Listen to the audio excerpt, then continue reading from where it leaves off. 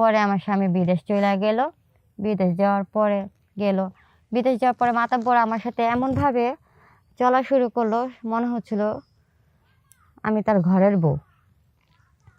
যাই হোক, আমার স্বামী যাওয়ার পরে সে আমার ঘরে বাজার হাট হইতে যা লাগে পুরা পাঁচটা সব আনতেছে দিতেছে এরকম। পরে মানে এরকমই আসে যায়, খাওয়া দাওয়া করে, বাজার হাট করে।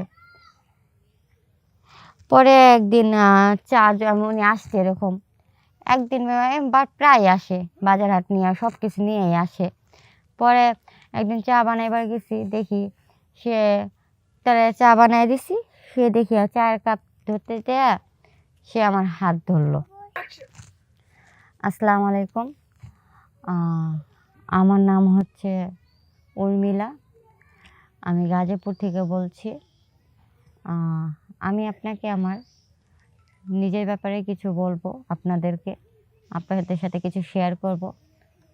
দেখেন, মানুষ নিরুপায় হয়ে গেলে মানুষের দুর্বলতার ফায়দা মানুষ কীভাবে তুলে সেটা আমি আপনাদেরকে বলতে চাচ্ছি আর বোঝাতে চাচ্ছি।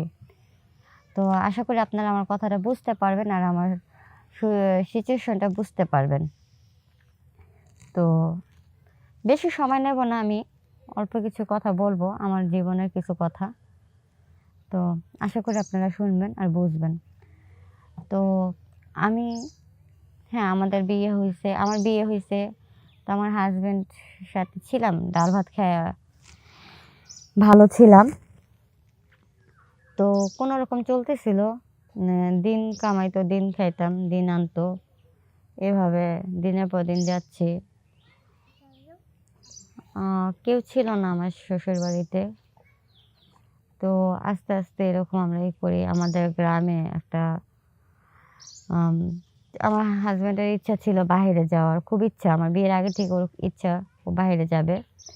তো যে কোনো কারণে যেতে পারে নাই, এখনও যেতে পারতেছে না, এখন ওর ইচ্ছা ও বাইরে যাব, বিদেশ যাব। কিন্তু আমাদের এমন এক পরিস্থিতি, আমরা যে টাকা আমার জামাই কামাই সেই টাকা দিয়ে আমাদের দিনে আনে দিনেই শেষ হয়ে যায়। আমাদের খায়াটা রাখার মতো কোনো পরিস্থিতি ওরকম নাই। তো এই জন্য ওর খুব শখ ও বাইরে যাইব, কামাই করব। তো যাই হোক, আমিও টুকটাক কিছু ওর সাথে হেল্প করি সংসারে। তো এইভাবে আস্তে আস্তে তো আমাদের গ্রামের মাতাব্বর উনি আমাদের আমার শ্বশুর আমার জামাইকে খুব ভালোভাবে চেনে, আমার শ্বশুরবাড়ির মানুষদেরও সে চেনে। তো একদিন আমাদের গ্রামের মাতাব্বর আমার স্বামীকে বলতেছে, তুই না বিদেশ যাইবার চাইছিস? আমার স্বামী বললো যে হ্যাঁ। পরে বললো, ঠিক আছে, তোরে আমি পাঠাবো, যত যা লাগে, যত টাকা খরচ হয় সেটা আমি তোরে দেবো। তো আমার স্বামী অনেক খুশি হয়েছে, অনেক খুশি হয়েছে, এত খুশি হয়েছে সে আমার সাথে আগে কথাটা শেয়ার করে নাই, সে খুশিতে রাজি হয়ে গেছে।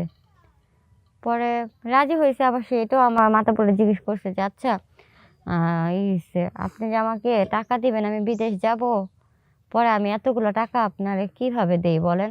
আমার তো কোনো জায়গা সম্পদও নাই যে আমি আপনারে সেটা বন্ধক রেখে দিব। পরে মাতা বলল যে দেখ, তোর খুব শখ জীবনের যে তুই বিদেশ যাবি, তো এখন বিয়ে শাদি করছোস, বউটাও মাশাআল্লাহ দিলে খুব সুন্দর মন্দর পাইছোস, তো বেচারে তো তোর সংসারে কষ্ট করতেছে, তো তাইলে তুই এই বেচারিটারও কষ্ট দিবি কে? তোর শখ, তুই বিদেশ যা, টাকা পয়সা কামাবি, ভরপুর কামাবি, বউরে দিবি, ভালো থাকবি, যা তুই বিদেশ যা, তোর যা খরচ লাগে আমি দিব, তুই আস্তে আস্তে আমার ঋণ শোধ করে দিবি। পরে আমি আবার ওইখানে মাত্র চা বানায় তাগুলো লেগে নিয়ে এসে তখন আমার মাথাব্বর কয় যে তুমি কি বলো? পরে আমি বললাম যে আমার ইচ্ছা যাইবো, আপনি যদি আমাকে সহযোগিতা করেন তাহলে আমাকে মেলা উপকার হইব। পরে মাতাব্বর আমাদের কথা শুনলো, আমরা মাতাব্বররা আমাদের মতামত জানাইলাম, সে রাজি হইলো। পরে আস্তে আস্তে এরকম পাসপোর্ট করলো, ভিসা মিশা করলো, এরকম করতে করতে তো পরে আল্লাহর রহমতে আল্লাহ আমার স্বামীর মুখের দিকে তাকাইলো, ভিসা আসলো হুট করে একদিন। পরে আমার স্বামী বিদেশ চলে গেল। বিদেশ যাওয়ার পরে মাতাব্বর আমার সাথে এমনভাবে চলা শুরু করলো, মনে হচ্ছিল আমি তার ঘরের বউ। যাই হোক, আমার স্বামী যাওয়ার পরে সে আমার ঘরে বাজার হাট হইতে যা লাগে পুরা 5টা সব আনতাছে দিতাছে এরকম। পরে মানে এরকমই আসে যায়, খাওয়া দাওয়া করে, বাজার হাট করে। পরে একদিন উনি আসছে এরকম একদিন বা প্রায় আসে, বাজার হাট নিয়ে সব কিছু নিয়েই আসে। পরে একদিন চা বানাইবার গেছি, দেখি সে তারা চা বানাই দিছি, সে দেখি চায়ের কাপ ধরতে দেয়া সে আমার হাত ধরলো। পরে আমি কিছু বলি নাই। যাই হোক, পরে আরেকদিন দেখি সে আমার আমি রান্নাঘরে কাজ করতেছি, সে আমার কোমরে একটা চিমটি দিল। পরে আমি বললাম, মাতাব্বর আপনি এটা কি করতেছেন বলেন? কয় কে কি করছি? আমাকে দেখেন আপনি যেরকম করতেছেন মানুষ তো খারাপ কইব, গ্রামের মানুষেরা জানতে পারলে আমার খারাপ কইব, আমার এগুলো ভালো লাগে না। দেখেন আপনি আর এরকম কিছু করেন না, যদি এরকম কিছু করেন তাহলে আমাকে মাফ করে দেন, আমার পক্ষে সম্ভব না, আপনার এগুলো আমার ভালো লাগে না। তো মাতাব্বর খুব রাগ হয়ে গেল, তোর জামাই গেছে আজকা 1 বছর ধইরা, তো তোর ঘরে সংসারে বাজার আর যা লাগে সব আমি দিতেছি, তুই কি না আমার সাথে এরকম করলি? সে রাগ করে আমার সাথে বের হয়ে গেল, তা আমার ঘরে বাজার আর কিছু দেয় না। তা আমার স্বামীও 1 বছর হয়ে গেছে গেছে, হঠাৎ করে ও এখন টাকা পাঠায় না।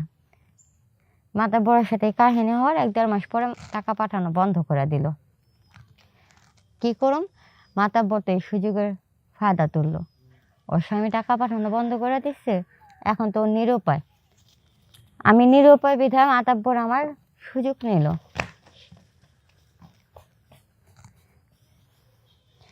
সে আমারে প্রস্তাব দিল, কুপ্রস্তাব। আমি তার কুপ্রস্তাবে রাজি হই না। সে বলে, দেখ টাকার জন্য চাপ দিতেছে আমারে, তো এখন তার এই টাকা দিতে পারি না দেখা সে আমার শেষ ফিনিশিংয়ে আমাকে কুপ্রস্তাব দেয়। দেওয়ার পরে আমি রাজি হই না, রাজি হই না। এত চাপ দেয় টাকার জন্য, আমার কোনো পথ ছিল না, কারণ তার টাকা আমি দিতে পারি নাই, দিতে পারতেছি না। আমার স্বামীও টাকা দেওয়া বন্ধ করে দিছে, যার কারণে তার কুপ্রস্তাবে আমার রাজি হইতেছিল। দেখেন, আমি আপনাদের কাছে এই কথাটা বলার কারণ একটাই, মানুষের দুর্বলতার ফায়দা মানুষ কিভাবে তুলে, এই জন্য আমি আপনাদের সাথে এই কথাগুলো বললাম। আশা করি আমার কথাগুলো আপনারা বুঝতে পারছেন।